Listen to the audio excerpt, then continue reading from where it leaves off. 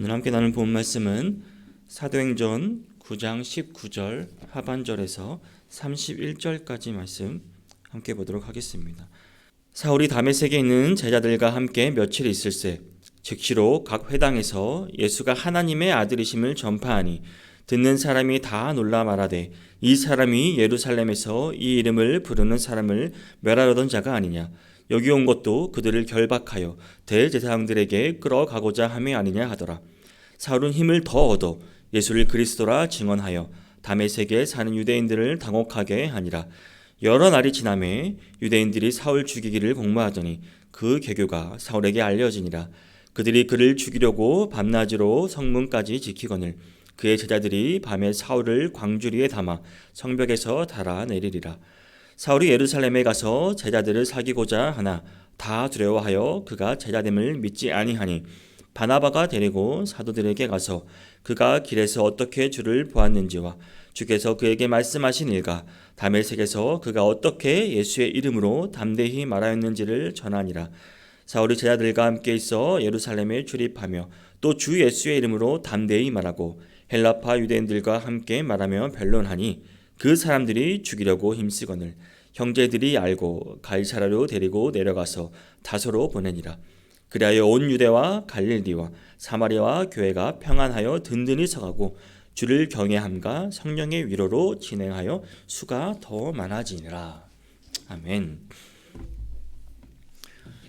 네, 오늘 본문에서는 이제 우리가 핍박자 사울이 아닌 받는 자가 된 사울의 모습을 보게 됩니다. 사람이 어떻게 한순간에 이렇게 변할 수 있다는 말입니까? 예수를 믿는 자들을 핍박하러 가던 사울은 이제 가는 도중 예수님을 만나 회심 후 인생의 전환점이 되었습니다. 예수님을 핍박하는 자가 아닌 예수 그리스도를 전함으로 핍박받는 자가 된 것입니다. 과연 핍박받는 자, 이 사울의 모습은 어떠한 모습일까요? 오늘 말씀을 통해 나타나는 사울의 모습을 통해 우리에게 주는 교훈이 무엇인지 함께 살펴보기를 원합니다. 핍박받는 자가 된 사울은 복음 전파 사명에 충실한 사람이었습니다. 본문 19절 하반절에서 20절을 제가 다시 한번 읽어보겠습니다. 사울이 다메섹에 있는 제자들과 함께 며칠 있을새 즉시로 각 회당에서 예수가 하나님의 아들이심을 전파하니. 사울은 눈을 뜬 즉시 다메섹 회당의 유대인들을 향해 예수는 하나님의 아들이심을 선포합니다. 신성모독죄로 하나님의 저주를 받아 십자가에 처형되었다고 여겼던 예수님이 사실은 죄인의 죽음이 아니라 하나님의 뜻에 온전히 순종한 메시아요 하나님의 아들의 고난이었음을 사울은 깨달았던 것입니다.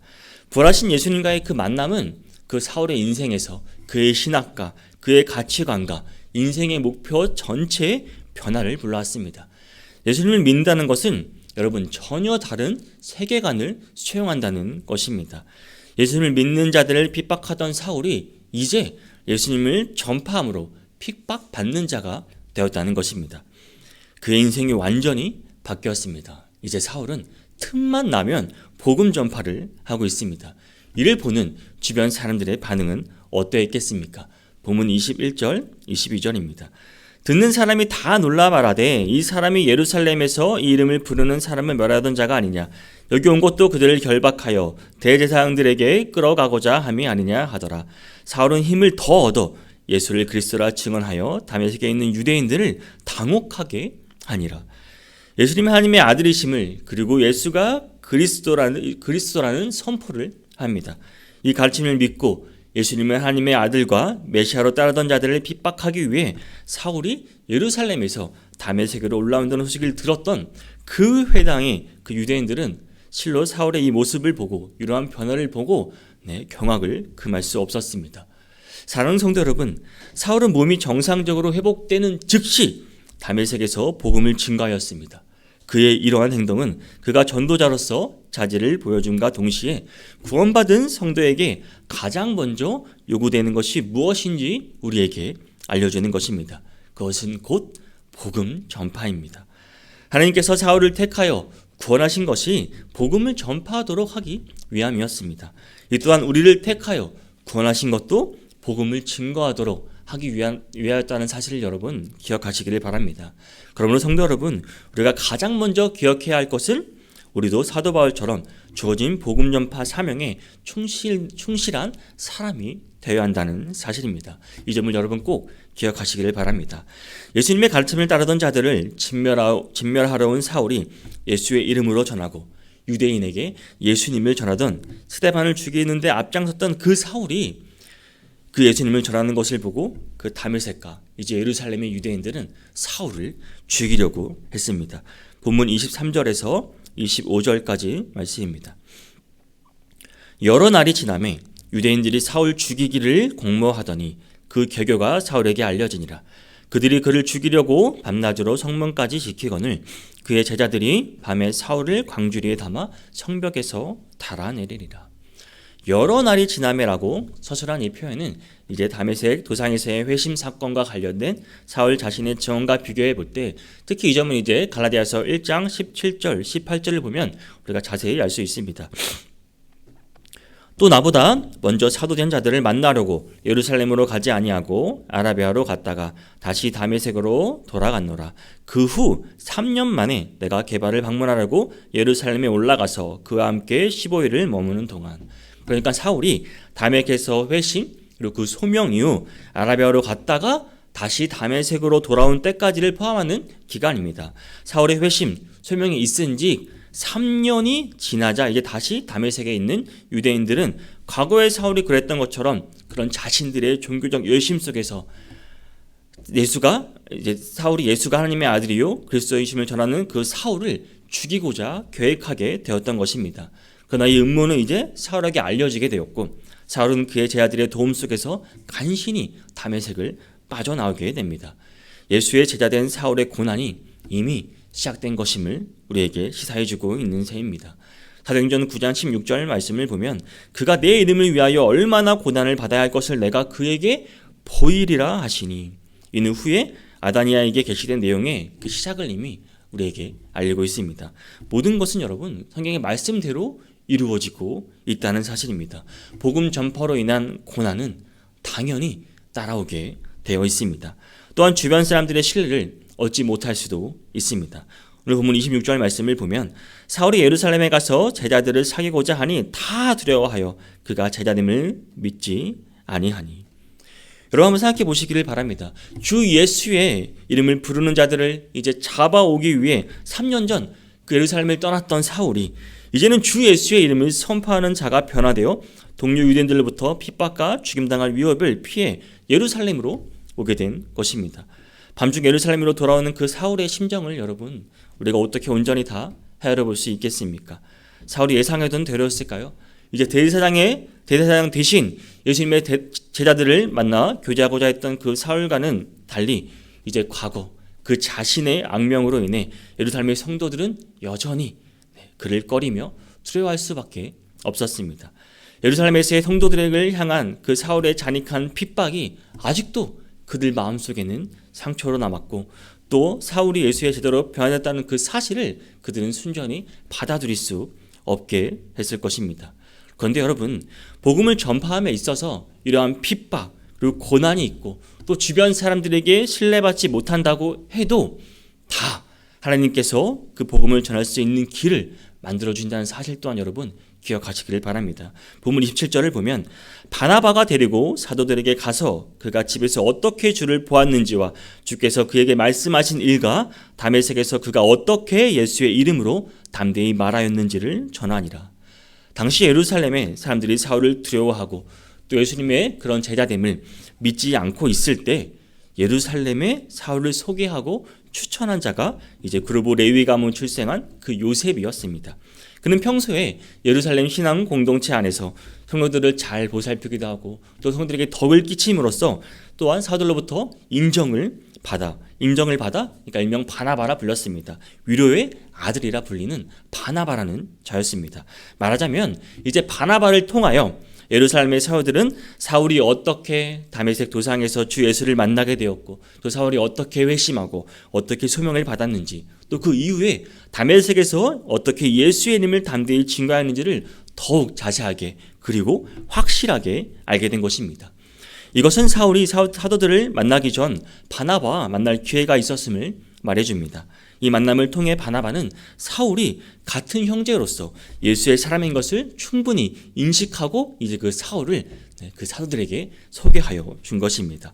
다메섹에 있는 예수님의 제자들이 사울을 한 형제로 받아들이는 데 있어 아나니아가 큰 역할을 했다면, 이제 예루살렘의 사도들은 바나바의 그 통찰력과 인격을 통하여 이미 회심하고 소명을 체험한 그 사울을 기꺼이 그들의 형제로 맞이할 수 있게 되었다는 사실입니다.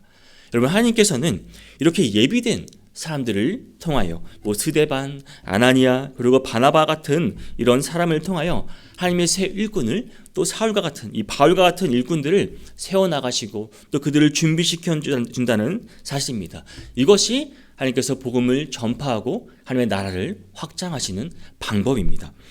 바나바의 이 사울에 대한 소개와 추천은 사울들에게 신뢰를 가져다 주었습니다. 그리고 무엇보다 사울들 앞에 서 있는 그 사울, 일단 그의 삶의 그런 변화, 그리고 이 행실이 바나바의 그런 추천을 더욱더 확증하게 해주는 기회가 되었던 것입니다. 사랑하는 성도 여러분, 하나님께서는 복음 전파를 위해 다양한 방법으로 사람을 사용하십니다. 물론 바울같이 복음을 전파하는 사람이 있는가 하면 또 누군가를 통해 주의 일꾼이 되고 또 그 은사를 발휘하게 하시고 적절한 일과 자리를 찾아가도록 돕는 그 통로 역할을 하는 사람도 있다는 사실입니다. 혹시 복음 전파에 대한 너무 큰 부담을 가지고 계신 분이 혹시나 계시다면 복음을 잘 전할 수 있는 사람을 소개시켜 준다거나 아니면 그 통로의 역할을 할 수도 있다는 사실입니다. 교회로 데리고 올 수도 있는 것입니다. 하나님께서는 각 사람을 여러분 다 다르게 만드시고 또 그 각자의 은사에 맞게 사용한다는 사실을 여러분 잊지 마시기를 바랍니다. 이 하나님 나라의 확장, 이 복음 전파를 위해 여러분 하나님 앞에 나를 어떻게 사용하실지 하나님께 묻고 내가 할 수 있는 것을 하실 수 있는 성도님들이 되시기를 바랍니다.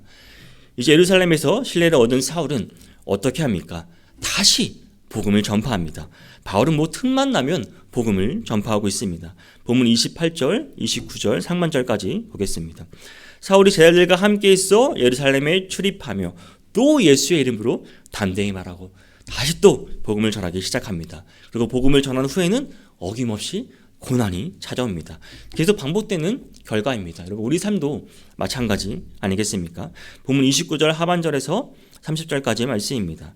헬라파 유대인들과 함께 말하며 변론하니 그 사람들이 죽이려고 힘쓰거늘 형제들이 알고 가이사라로 데리고 내려가서 다수로 보내리라. 사울은 예루살렘에서도 주의 제자들과 함께 교제를 나누면서 예루살렘에 거하는 헬라파 유대인들에게 주 예수의 이름을 담대히 증거했습니다. 그러나 사울은 다메섹에서 그러했듯이 이곳 예루살렘에서도 역시 이들의 핍박과 비난 속에서 죽음의 위협을 느끼지 않을 수 없었습니다. 아마도 사울은 이곳 예루살렘에서 이들과 같은 헬라파 유대인들에게 그 예수를 증거하다가 순교한 그 스데반을 떠올리지 않을 수 없을 것입니다. 그리고 무엇보다 스데반의 죽음을 당연히 여기며 그 자리에 서 있었던 그 자신의 과거를 회심하면서 사울은 더욱 결연한 자세로 순교를 각오하며 그들에게 예수님을 전하고 예수님을 변론했을 것입니다. 그러나 예루살렘에 속한 주의 제자들은 사울을 피신시키기로 계획함으로써 사울은 다시 한번 예루살렘을 떠나 가이사라로, 그리고 더욱 안전하다고 판단된 그 사울 자신의 출생지인 이제 길리기아의 수도 다소로 보내지게 됩니다. 그런데 여러분, 그 뒤에 이어지는 말씀이 놀랍습니다. 오늘 본문 마지막 31절을 보겠습니다. 그리하여 온 유대와 사마리아와 교회가 평안하여 든든히 서가고 주를 경외함과 성령의 위로로 진행하여 수가 더 많아지리라. 스데반의 순교 이후 그리고 사울이 예루살렘을 떠나 다소를 피신한 상황 가운데서도 여러분 여전히 교회가 하나님의 섭리와 인도 속에서 영적으로 또 수적으로 성장해 나감을, 즉 하나님의 복음이 계속 지리적으로 확장되고 있음을 우리에게 보여주고 있습니다. 스데반 그리고 사울이 전한 그 복음 전파의 씨앗이 하나님 나라를 계속해서 확장하고 있다는 말입니다. 31절 다시 보시기 바랍니다. 그리하여 온 유대와 사마리아 교회가 평안하여 든든히 서가고 주를 경외함과 성령의 위로로 진행하여 수가 더 많아지니라. 여러분 놀랍지 않습니까? 하나님 앞에서 의롭다고 하고 자신의 하나님의 이름을 위해 절대적으로 옳은 일을 하고 예수님을 따르던 자들을 핍박하던 자 사울이 이제 예수님을 만나 깨달음을 얻고 회개하고 엄청난 반전을 맞이한 것입니다. 복음을 전파하며 핍박받는 자가 된 것입니다. 그러나 이것이야말로 여러분 전적인 하나님의 은혜 아니겠습니까? 우리도 마찬가지입니다. 우리가 예수님을 알기 전에 예수님을 핍박하던, 예수님을 몰랐던, 나와는 상관없는 분이라 생각했던 여러분 그건 중요하지 않습니다. 지금 내가 어디에 있냐가 중요하다는 말입니다. 지금 내가 누구의 자녀이고 누구의 이름을 전하려고 하고 내 삶을 누구를 위해서 사용되어지를 원하는 말입니다. 사랑하는 성도 여러분, 오늘도 여전히 일상생활 속에 또 특별한 사역 속에서 하나님께서는 예수님의 증인으로 나타나야 할 사람을 찾고 계십니다. 무엇보다 우리 자신이 하나님을 위해 각자의 삶의 자리에서 최선을 다하고 열심을 다해서 다하고 있을 때 그것은 참으로 축복받은 일임은 틀림없습니다. 그러나 우리는 오늘 말씀을 통해 우리를 돌아볼 필요가 있습니다. 내가 하는 일과 내 자신이 계획했던 것이 이것이 늘 하나님이 기뻐하시고 하나님의 뜻과 일치한다고 믿는 그 위험성 말입니다. 사울 또한 그랬습니다. 사울은 자기가 그런 줄 알고 자기 일을 하나님의 일이라고 생각했습니다. 그러나 그것은 그렇지 않았습니다. 성도 여러분, 이 시간 하나님께 간구하며 나아가기를 원합니다. 날마다 새로운 은혜를 더해달라고 간구하시길 바랍니다. 내 자신과 사명이 늘 새로울 수 있도록 여러분 간구하시길 바랍니다. 그래서 내 주위에 있는 사람들을 다시 바라볼 수 있는 은혜를 허락해달라고 여러분 구하시기를 바랍니다. 주님께 간구하며 그렇게 나아갈 수 있는 하루가 될 수 있기를 바랍니다. 여러분, 세상에는 언제나 두 그룹의 사람들이 있습니다. 한 그룹의 사람들은 하나님께 속한 사람들입니다. 그리고 다른 한 그룹은 사탄에게 속한 사람들입니다. 그리고 이 두 그룹은 여러분 절대 융화될 수 없는 그룹입니다.